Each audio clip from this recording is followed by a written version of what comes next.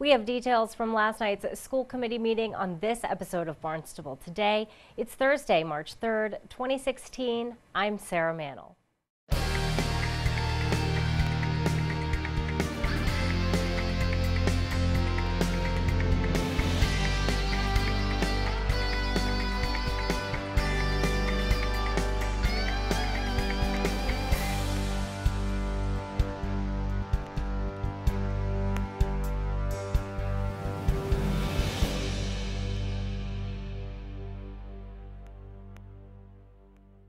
The Barnstable School Committee is reviewing the district's policy on renting out the Performing Arts Center to private groups.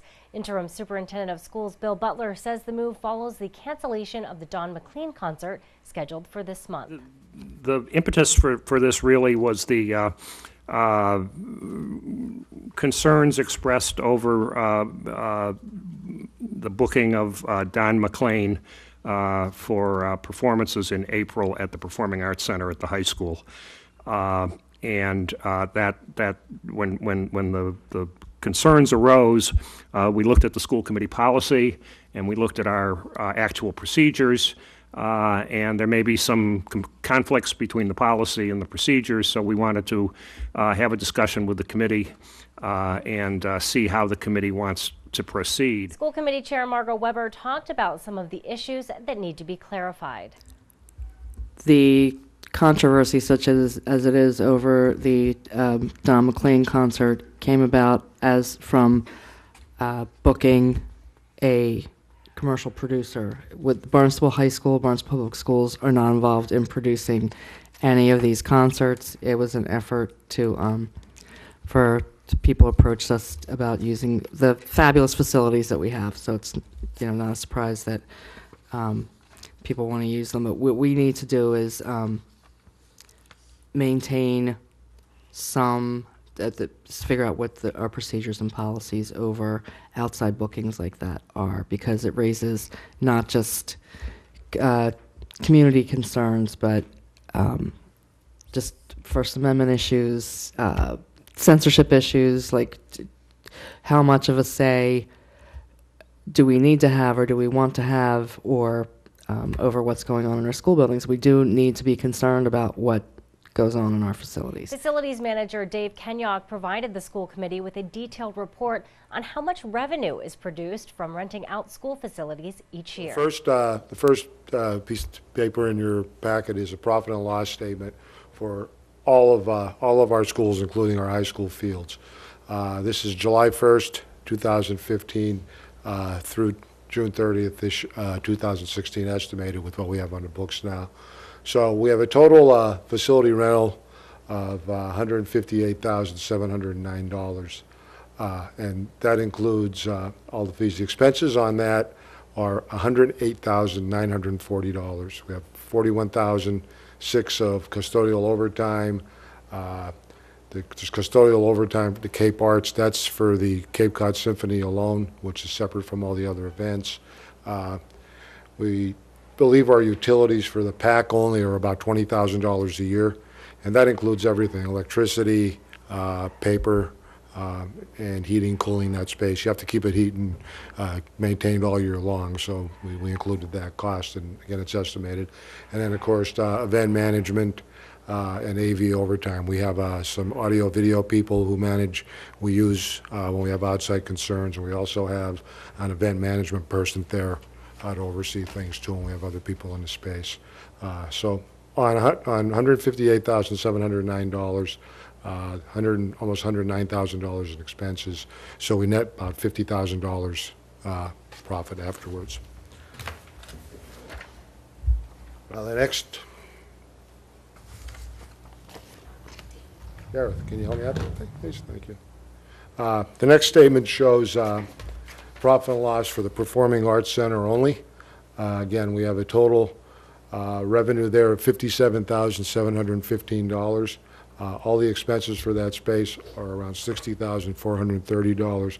So we actually lose about $2,700 annually on the rental of the PAC right now. And that's where we stand with that space. So overall, we do okay. On the PAC, we don't do so well. Interim Superintendent of Schools Bill Butler talked about the difference between commercial and nonprofit use. An additional consideration is whoever approves these uses of facilities like the Performing Arts Center, if they're going to approve them on a case-by-case basis, you're really treading on thin ice as far as infringing on First Amendment rights. What's going to be the criteria for determining what's an appropriate use and what's not an appropriate use? So I think you have to sort of look at the bigger picture and say whether the school committee considers these requests or whether the superintendent considers them or whether the facilities director considers them. Is it worth it to have commercial uses of a facility like the PAC? Does it generate enough revenue? Is it important enough to the community to have commercial uses, given all of the headaches that are associated with it? Can you help me by defining a little bit better commercial? Like the symphony, are they private? Are they commercial? Well, they are nonprofit, so I would not put them in the same category with. I would read commercial to mean for profit. So if a performing artist books the PAC for a performance and sells tickets and keeps the revenue, I would say that's a for-profit activity. School committee member Patrick Murphy weighed in on the issue, saying the number of times problems arise are few and far between. So here's what my general feelings about this is we've had this PAC for I don't know how many years, 20 years, something like that. We have an issue every once in a while. I mean, every 10 years. And this issue, it's not something anybody could have prevented. The thing was booked, and then the news came up about what was going on with the guy. It's not like anybody could have done it. So I'm not sure this policy is the reason there was a problem there. I'm not sure we could have had the perfect policies to prevent a problem. Is my absolutely. view. Absolutely, it just, as the discussion about this particular event came up, these issues came up as well. So I guess I'm missing, if this policy has been pretty good for many years. I think the issue is the section that Margot read. Generally speaking, school facilities may not be used for individual, private, or commercial purposes. However, the school committee will consider individual requests on a case-by-case basis. Does the school committee really want to consider individual requests for individual, private, or commercial uses of facilities, or do you want to delegate that to the superintendent or the facilities director? So by practice, we've been delegating that. We have in practice. So the nuance here is that should we just continue with the practice and delete that language, that line, or should we decide to get involved in deciding that, which I'm never going to vote on anything related to that. That would not be my recommendation necessarily, but. So my view is let's delete that line and update the policy KFR.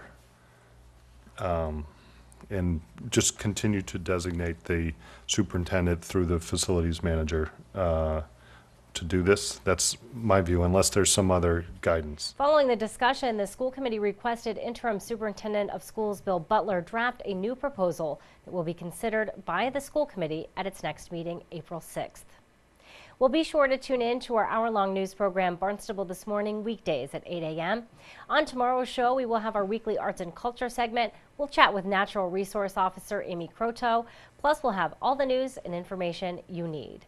For Barnstable Today, I'm Sarah Mannel.